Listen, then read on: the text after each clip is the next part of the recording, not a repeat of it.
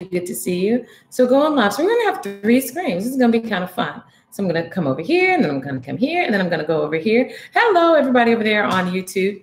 So we are doing live. This is between 8:30 and 9:30. We call it live at 9-ish because when you have children, it's an ish. When you have little people, it's an ish. So I'm going to say hello over here to Ramon. Over on Instagram, we just said hi. Hey, Nope87, how are you doing? Hello, folks over here on. So let me talk to you about 3 things tonight. We're going to talk about 3 tips, and we're going to talk about 3 things. So what I'm going to do is in between each of the tips, I am going to talk about the different things that we are doing, okay?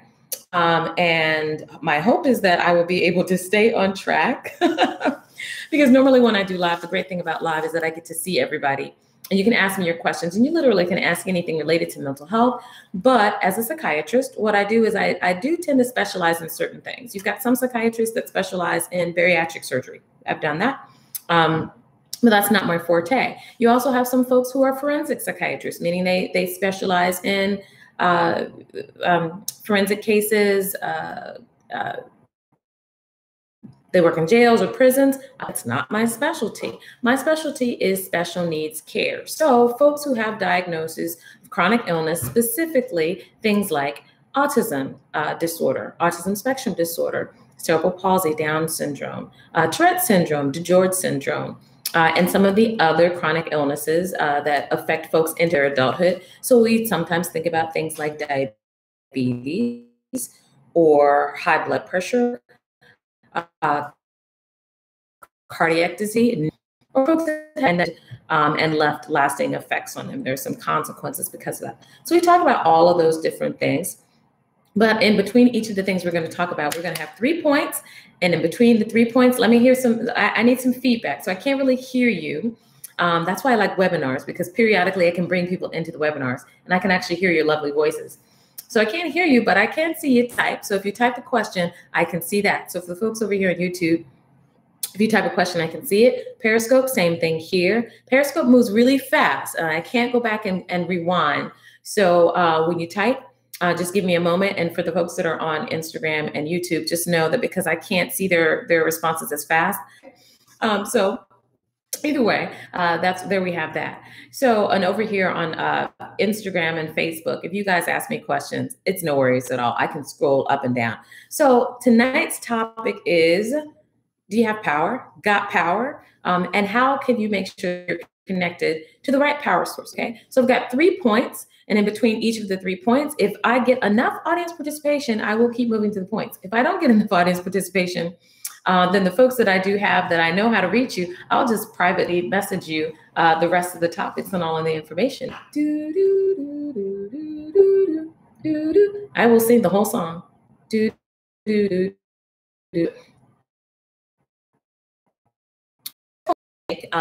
relates to a story. So let me tell you the story first of all.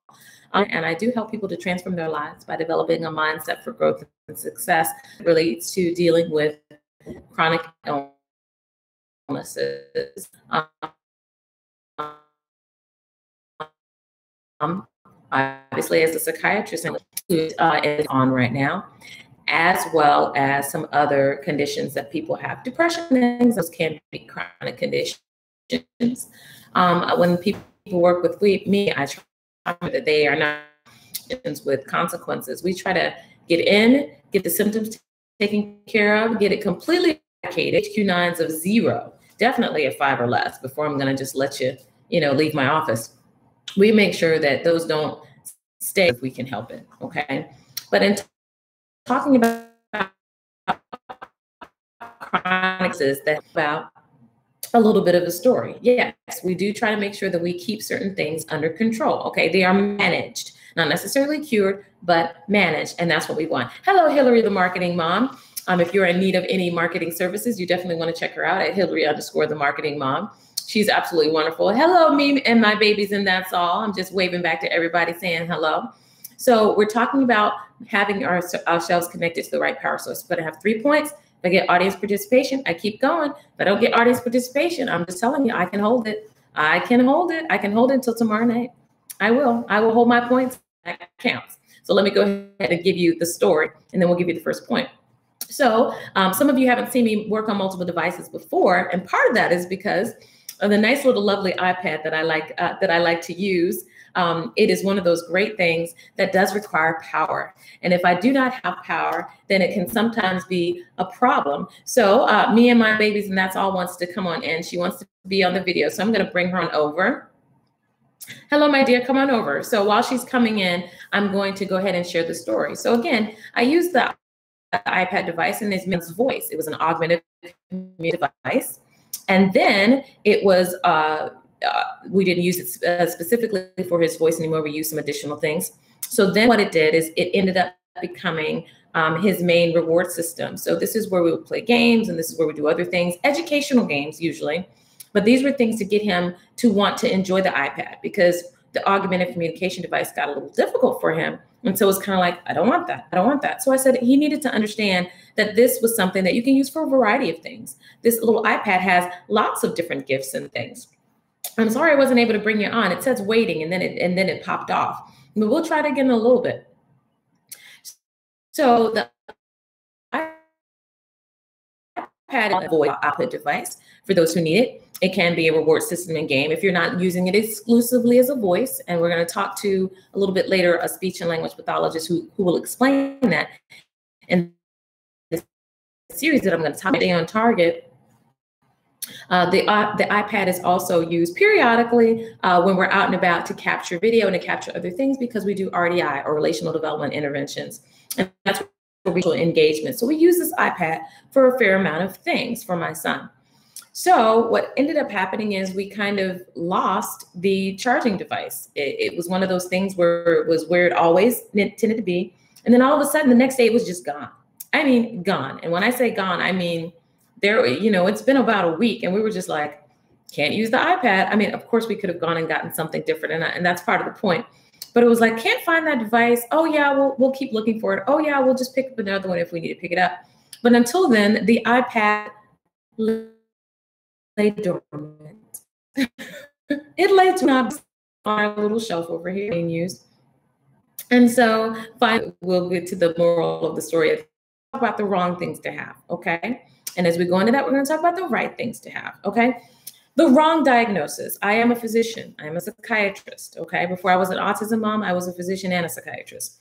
And I learned very well about making sure that you have the right diagnosis. Why? Because if I give you a medicine, lead to your untimely demise, okay? So that's kind of a big deal. We don't want to misdiagnose any problem that we have. So what we want to do is make sure that we've got the correct diagnosis before we move any further.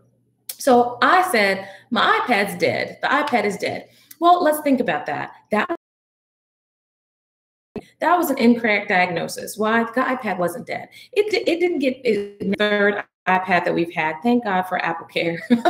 I'm not a huge Apple fan. I'm sorry. I kind of am, but I like my Android things. But for apps for special needs, you can't do any better than Apple. I just struggle with the editing and documents and things like that. I'm not the tech person when it comes to that. But it's gone to the place where it just won't work at all. I go to do something. Thank you so much for joining. I'm going to mention you a little bit later. So we're going to put a pin in that. We're going to come right back to you. I'm so glad to see you. So excited. Everybody say hi, Alan. So iPad was the wrong diagnosis. It wasn't dead. It wasn't connected to power, but it wasn't dead. It hadn't been dropped. It hadn't been cracked. It wasn't broken. The software updates were able to do whatever they were able to do, but it wasn't dead. I had the wrong diagnosis when I said that. I misspoke. So you have to watch what you do with your mouth. Sometimes you misspeak on things, and we give things a wrong diagnosis. The fact that I didn't have the right, that it was dead. It was not, I had the diagnosis wrong. So you got to make sure you get the right diagnosis. So you're dealing with the chronic illness, and you're trying to make sure that you've got the energy that you need to move from one place to the next. Thank you so much for inviting your followers, Alan. I appreciate that. Hi, Rajina. So you got to make sure the chronic illness, you've got those for your chronic illness. That's number one. One of the things that I do in my psychiatric practice is that I make sure, and I want to make sure that not only am I getting a historical diagnosis, but we're doing some type of testing or screening or something on paper to say, yeah, this person probably does have.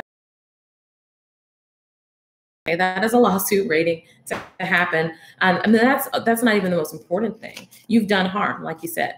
You have the right diagnosis. When you're dealing with the chronic illness, again, you're dealing with fatigue issues, problems that are all over the place. Even if you don't have a chronic illness, but you're a caregiver for your homeschooling, or or nurse. I got a lot of folks that I work with that are in the healthcare profession. People in the coaching program are in the healthcare profession, and they're constantly giving out, and they're not being refilled.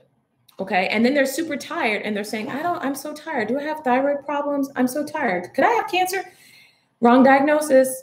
Wrong diagnosis. It could be the chronic illness. It could be the chronic busyness in your life. It could be the chronic exhaustion in your life from lack of sleep or lack of water or a whole host of other things. Okay. We got to look underneath the surface and figure out what exactly going on. If your power is draining, it's not that your iPad is dead. It's not that you are dead. It's not that whatever is in your life that's going on is a dead situation or dead problem. That's a good one right there. Pick that one up.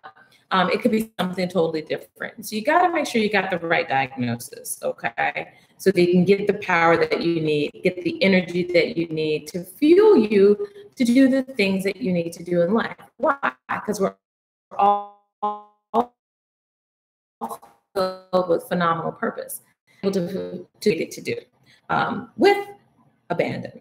All right. So point number one, you guys write it down. Whoever's joining, I want you to write it down. Point number one is make sure. Point number one, people tell me, I've got lots of, oh, this happened last week. So let me share this part. This happened, kid you not.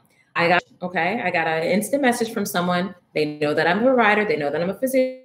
And basically, you gotta have the right diagnosis. So whoever you're working with, you gotta make sure it's the right diagnosis before you just take this random essential oil, to treat the symptom or whatever it is.